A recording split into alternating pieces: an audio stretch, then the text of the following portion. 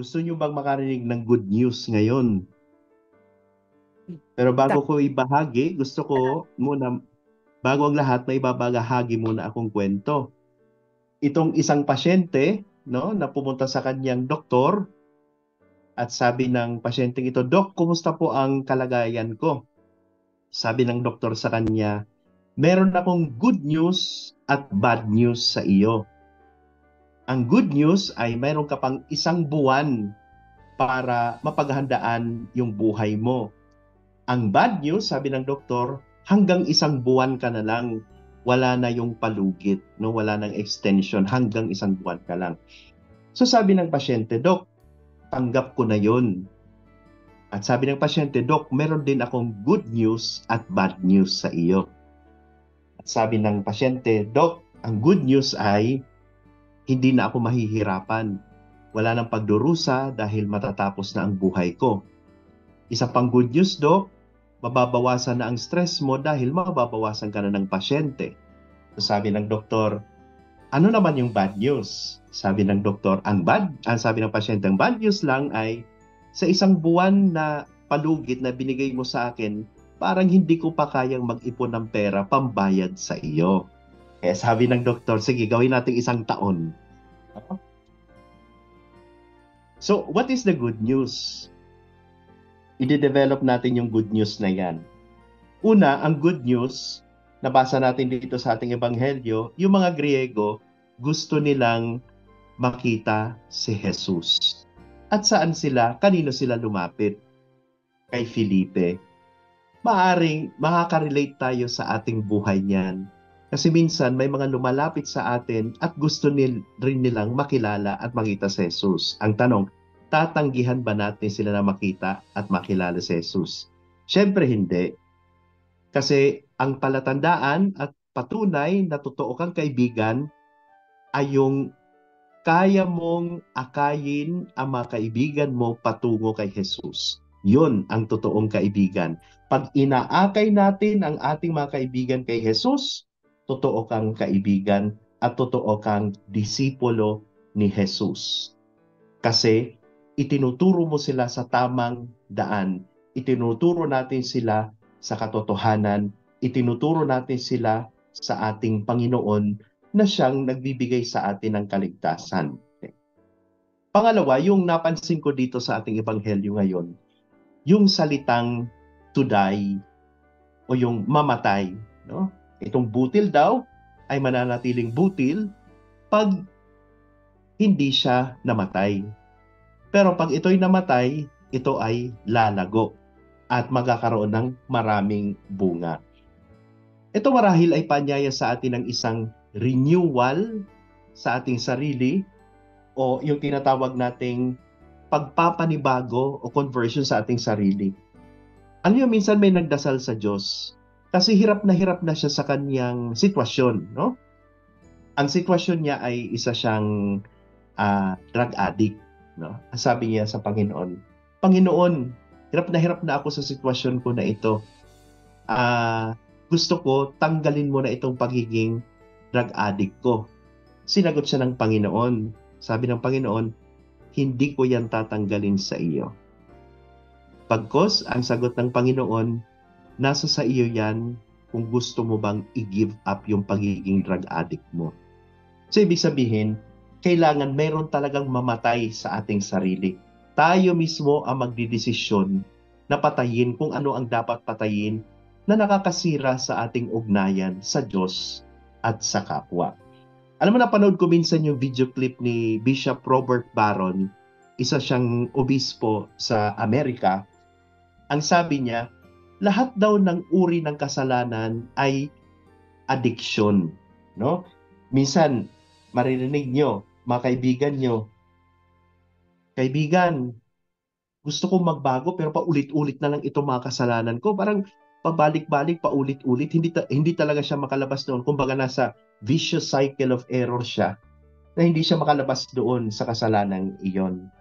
Kasi nga, naging addicted ka na doon sa kasalanan na iyon. At ang sinasabi, pag addicted ka na sa kasalanan na iyon, parang may isang bagay na hindi mo pwedeng gawin. Ano yung hindi mo pwedeng gawin pag addicted ka na sa kasalanan na iyon? Hindi mo na pwedeng iligtas ang sarili mo. Powerless ka na. Wala kang kapangyarihan kasi nawalan ka na ng willingness sa sarili mo. So anong dapat gawin? Sabi ni Bishop Robert Barron, merong susi nito para marisolba natin ang problemang ito. Ang sabi niya, ang susi dito ay aminin at tanggapin sa ating sarili na wala akong kapangyarihan na iligtas ang aking sarili. Yun ang unang step. Ang pangalawang step na sinasabi niya, pangalawang susi ay ating ibigay ang ating buhay sa Diyos. Dahil naniniwala tayo na mas makapangyarihan ang Diyos kaysa sa atin. Ibig sabihin, ang sinabi ni Jesus doon sa vine at branches, without me, you can do nothing. Kung wala si Jesus sa ating buhay, wala tayong magagawa. So kailangan daw aminin natin na wala tayong kakayahan na iligtas ang ating sarili doon sa addiction na yon. At pangalawa, ipaubaya natin sa Panginoon itong addiction na ito kasi alam natin na siya ay makapangyarihan at kayang-kaya niyang hilumin at gawin yan. Pero, hindi nangangahulugan na wala kang gagawin din. Kailangan makiisa tayo sa grasya na ibinibigay sa atin ng Panginoon. Kaninang hapon, merong nangumpisal sa akin kasi parang isa ito sa mga tawag dito. Actually, hindi siya nangumpisal kasi iba yung religion niya. So, ang ginawa namin ay parang nagbigay lang ako ng pieces of advice sa kanya kasi he cannot do confession kasi iba nga yung religion niya, no? So, yun ang naging problem niya kasi daw hindi niya mabago-bago ang kanyang sarili dahil doon sa problema na iyon. So, ang sabi ko naman sa kanya ay, okay, so kailangan mo talaga ng tulong. Hindi mo makakayanan yan pag ikaw lang mag-isa. Kailangan mo na ng tulong na nagmumula sa Panginoon, which he agreed. Kasi inamin niya sa kanyang sarili na ine-exert lang niya yung kanyang personal na effort na kalimutan niya ang Panginoon. Ngayon, familiar kayo dito sa salitang Christian. At alam nyo na ito, na ang last 3 letters sa Christian ay I-A-N. Ibig sabihin, without Christ, I am nothing. So kailangan talaga natin, i-prioritize natin, ilagay sa sentro sa ating buhay ang ating Panginoon. At sabi ko sa kanya, nagtanong ako, paggising mo kaninang umaga, anong ginawa mo? Sabi niya sa akin, Father, unang-una kong ginawa nung pagising ko kaninang umaga, nagdasal. Okay. So sabi ko, tinanong ko siya, sino ang nagdesisyon na magdasal ka kaninang umaga? Sabi niya, Father, ako po. Sabi ko, nakita mo na? Ikaw ang pumili na magdasal. Ibig sabihin, meron ka palang kakayahan na pumili ng mabuti. At dapat panghawakan mo yan ngayon. Dahil sa mga panahong ito, kahit ikaw ay mayroong addiction, ginagabayan ka pa rin ng Diyos dahil mayroon ka pang kakayahan na pumili ng mabuti. At pinaliwanag din natin na ang buhay ay isang paglalakbay from birth to death. No? Ibig sabihin, ang buhay ay isang paglalakbay from letters B, birth, to letter D, death. Pero ang tanong ko, ano ang nasa gitna ng letters B and D sa letters of the alphabet? Di ba letter C? Ibig sabihin, life is a matter of choice. Ano ang pipiliin natin ngayon? Ang kabutihan o ang kasamaan? Tatandaan natin mga kapatid, pag pinipili natin lagi ang kabutihan, pag pinipili natin ang Diyos, nararamdaman mo yan sa iyong buhay na talagang mapayapa ang buhay mo. How do you say? Malaya ang buhay mo. At sa tingin ko, ikaw na ang pinakamasayang tao sa buong mundo. Dahil meron kang kapayapaan at kalayaan sa buhay mo. Let us continue doon sa proseso ng conversion. Ngayon, bakit kailangan mamatay? Sa formation namin ng mga seminarista na papuntang magiging religious at pari, itong kamatayan ay isa sa pinakamasakit na proseso. No? Ano ibig sabihin nun? Mamatay sa sarili? Physically? Hindi. Sinasabi na kailangan meron kang patayin sa sarili mo para ikaw ay mahubog katulad ng ating Panginoong Hesus. Very painful process yan kasi meron kang i-let go sa iyong sarili. Meron kang tatanggalin sa iyong sarili. Pero tatandaan natin, life comes only through death. Ibig sabihin, nagkakaroon lang ng buhay pag ikaw ay namatay muna. Walang kamatayan, walang muling pagkabuhay, at walang bagong buhay. Bakit kailangan mamatay at ano ang pakahulugan ng kamatayang ito? To die means to make space for God to enter into your life. Alam niyo po bakit minsan napakahirap na gawin ang pagbabagong ito?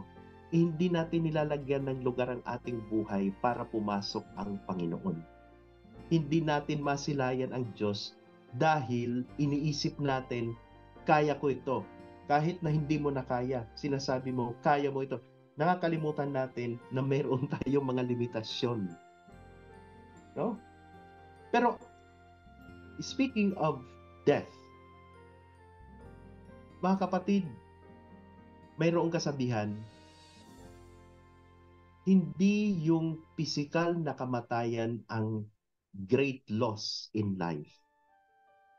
The bodily death is not the great loss in life. But what is the great loss in life? The great loss in life is what dies within you while you are still alive. Ano yung namatay sa akin habang ako ay nabubuhay pa? Namatay na ba ako sa pagmamahal? Hindi ko na ba kaya magmahal? Hindi ko na ba kayang magpatawad? Hindi ko na ba kayang magpakumbaba? Yun ang mas nakakatakot. At yun ay maling-maling kamatayan. Dahil pagpatay na ang aking pag-ibig, pagpatay na ang aking pagpapatawad, pagpatay na itong aking pagpapakumbaba, ano ang inaasahan mo? Walang pagbabago, walang renewal. No? Okay. Tatanungin natin ang ating mga sarili ngayon. Ano kaya yung nasa kaloob-looban ko, pag-uugali, mga choices ko sa buhay na kailangan kong i-give up, na kailangan kong i-let go, na kailangan kong patayin. Proseso yan, mga kapatid. At sa proseso na iyan, meron tayong mga painful moments, pero ang tinuturo sa atin, magtiwala tayo sa proseso ng Panginoon. Kasi ang tinitingnan lagi ng Panginoon sa atin ay yung kung ano ang the best para sa atin. Doon after ang Diyos sa atin. Ngayon, minsan na itatanong natin, siguro sa inyo may mga asawa, may mga anak na pasaway, no? Normal yun eh. Nai-stress din tayo minsan at tinatanong natin ang ating sarili, Father, kailan kaya sila magbabago? Father, kailan kaya sila magbabalik loob sa Diyos? Tatandaan natin ito ha, mga kapatid. May mga bagay dito sa mundong ito, at ito yung realidad, wala tayong control sa mga bagay na iyan. Huwag tayo magpapaka-stress doon. Dahil una sa lahat, ang pagpapanibago sa kapwa natin, hindi natin trabaho yun. Trabaho yun ng Panginoon. At trabaho yun ng pakikiisa ng taong iyon sa grasya na ibinigay ng Diyos. No? Ano ang trabaho natin? Ang trabaho natin ay maging buhay na saksi sa salita ng Diyos. Yun ang trabaho natin. Ipagpatuloy yung paggawa ng kabutihan, ipagpatuloy na ipakita ang pag-ibig at pagmamahal ng Diyos sa ating kapwa. Pero ang pagpapanibago sa kapwa, hindi natin trabaho yun. Ha? Huwag natin aagawan ng trabaho ang Diyos. Kasi Kanya yun. At personal na response yun, no, ng tao doon sa tawag ng Panginoon na magbagong buhay siya. Okay po ba yun? Ngayon, lastly, ito yung pinaka-last point ko na pinakamahalaga pagdating sa conversion, renewal at kamatayan ng ating sarili. Father, bakit minsan tinatry ko na yung aking best? Minsan wala pa rin ako sa direksyon. minsan nawawala ako sa direction. May tanong ko lang sa inyo, sino ang nagda-drive dito sa inyo? Pakitaas lang po ang kamay. Ako nagda-drive ako. Nagda-drive din si Mama Maria. Ngayon, ano bang ginagamit natin sa pagda-drive para matumbok natin yung lugar na gusto nating puntahan na hindi tayo familiar? Gumagamit tayo ng Waze, gumagamit tayo ng Google Maps, di ba? Pero itong dalawang applications na ito, yung Waze at Google Maps, gumagamit siya at dependent siya sa GPS. At alam niyo kung anong meaning ng GPS? Global Positioning System. Pero para sa ating mga Kristiyano at mananampalataya, ano ang GPS na ito? Para matumbok natin ang direksyon na iyon. God's Positioning System. At yun ang kailangan natin. God's Positioning System. Gusto talaga natin na matumbok itong kaligtasan na ito? Gusto talaga natin na matumbok itong pagbabagong buhay at buhay na walang hanggan? Kailangan natin ng God's Positioning System. Bakit? Pag inilagay natin ang ating sarili sa Diyos, tayo ay nasa tamang sistema at tayo ay nasa tamang posisyon. Naalala nyo si San Pablo, sabi niya, "It is no longer me, but Christ who lives in me." Hindi na ako, kundi si Kristo na ang nandito sa buhay ko, nananahan sa aking buhay, ay nasa GPS ka na talaga niyan. Ibig sabihin, lastly, itong pinaka-last word ko, kailangan natin panibaguhin, i-reorient yung ating buhay from being self-centered to God-centered.